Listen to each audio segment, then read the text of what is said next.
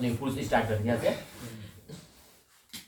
सिद्धार्थ जब कपिलवस्तु के सैर पर निकले तो उन्होंने निम्न 4 दृश्यों को परामर्श देखे। कौन? बूढ़ा व्यक्ति, एक बीमार व्यक्ति, 100 एक सन्यासी। उसके बाद संसारिक समस्याओं से व्यवस्थित होकर सिद्धार्थ ने 29 वर्ष की अवस्था में गृह त्याग किया, जिसे बौद्ध धर्म में महाभिष्कर्मण कहा गया है। 29 वर्ष की अवस्था में मतलब महाभिष्कर्मण कहा गया है, उसे महाभिष्कर्मण कहा गया है। 29 वर्ष के उम्र में अपना घर त्याग किया था, उसको महाभिष्कर्मण कहा गया।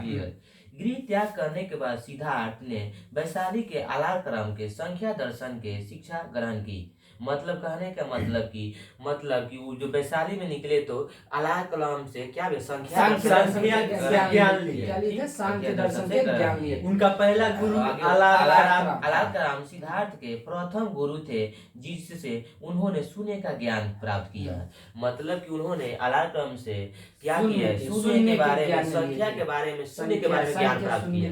महात्मा बुद्ध। उर्वाला में सिद्धार्थ को कोंडीय, वंशीय, भंडीय, महामाना एवं आस्मिक नामक 5 साधक मिले। क्या मिले? कितने मिले? 5 साधक मिले। बिना अन्न जल ग्रहण किए 6 वर्ष की कठिन तपस्या के बाद 35 वर्ष की आयु में वैशाख के पूर्णिमा की रात निरंजना या फल्गु नदी किनारे पीपल वृक्ष के नीचे सिद्धार्थ का ज्ञान प्राप्त हुआ। मतलब कि 6 वर्ष के लिए अन्न छोड़ दिए, उसके बाद छोड़ दिए। 35 वर्ष की अवस्था में वैशाख के पूर्णिमा के दिन निरंजना या फल्गु नदी किनारे पीपल वृक्ष के नीचे क्या हुआ? ज्ञान की प्राप्ति हुई। ज्ञान की प्राप्ति, ज्ञान बुद्ध 6 साल की तपस्या में कठिन तपस्या के बाद 35 वर्ष की आयु में वैशाख के पूर्णिमा के निरंजना फल्गु नदी किनारे ज्ञान की प्राप्ति हुई। ज्ञान प्राप्ति के बाद सिद्धार्थ बौद्ध के नाम से जाने लगे। मतलब जैसे ही ज्ञान प्राप्ति हुआ तो सिद्धार्थ को किसके नाम से जाने लगे? बौद्ध का नाम से जाने लगा। बौद्ध के नाम से जाने लगे। वह स्थान बोध गया कहलाया।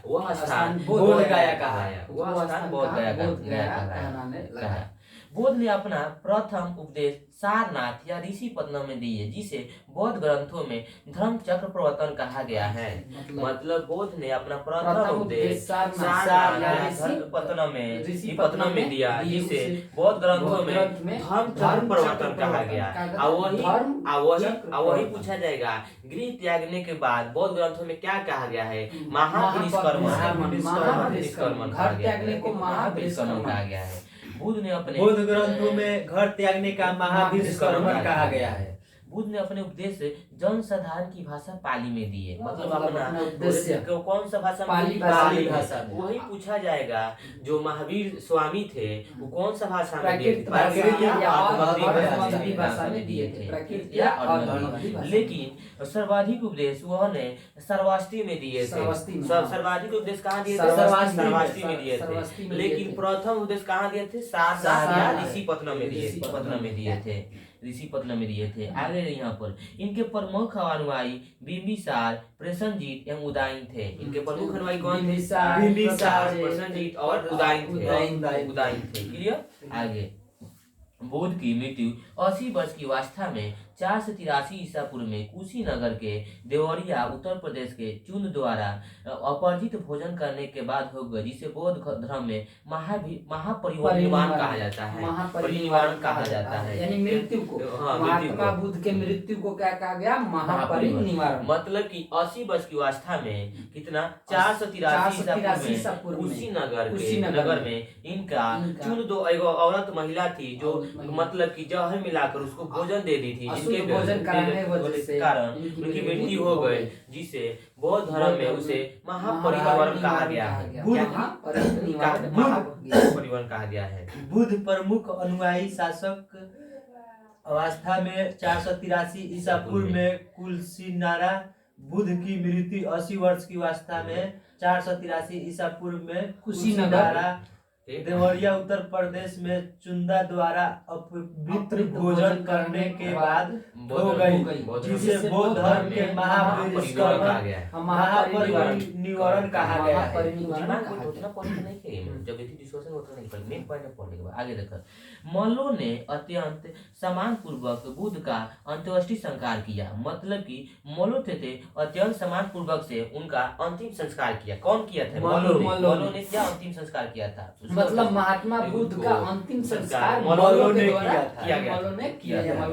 आगे यहाँ पर देखो, एक अनुश्रुति के अनुसार मृत्यु के बाद बुद्ध के शरीर के अवशेषों को 8 भागों में बांटकर 8 स्तूपों का निर्माण कराया गया। क्लियर? मतलब कि महात्मा बुद्ध का जो मृत्यु हो गया, उनके भागों को, उनका मृत्यु, उनका शरीर को 8 भागों में बांट दिया गया। उसके बाद 8 क्या किया? स्तूप का निर्माण, 8 स्तूपों का निर्माण किया गया। ये किसी न किसी पूछा जा सकता है कि महात्मा किनका शरीर 8 भागों में विभाजित किया गया? महात्मा बुद्ध को या गौतम उनके शरीर को 8 भागों में बांटकर स्तूपों का निर्माण किया गया। बुद्ध की जन्म मृत्यु की तिथि को चीनी परंपरा के कैंटीन अभिलेख के आधार पर निश्चित किया गया है। पॉइंट है आगे देखो। हाँ, कैंटीन मतलब पॉइंट लिखे। बौद्ध धर्म के बारे में हमें विशद ज्ञान त्रिपिटक, अब हम क्लियर कराने के लिए चलो, विनय पिटक, सूत्र पिटक, अमृतजीवन पाठक से प्राप्त होता है। अब यहाँ पर क्लियर हो गई।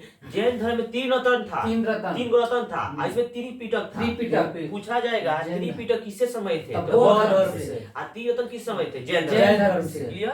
आगे देखिए, 3 पिटकों को यहाँ पर पहला पिटक और विनय पिटक, विनय पिटक,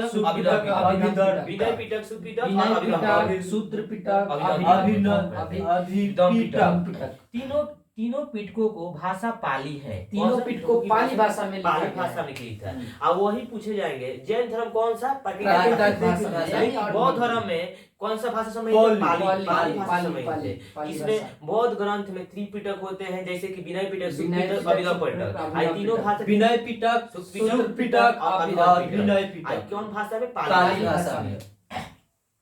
थेरवाद मत पाली भाषा त्रिपिटक सबसे पुराना है। मतलब थेरवाद मत को पाली त्रिपिटक सबसे पुराना है। मतलब कि तीनों पिटक में सबसे पुराना कौन? थेरवाद त्रिपिटक।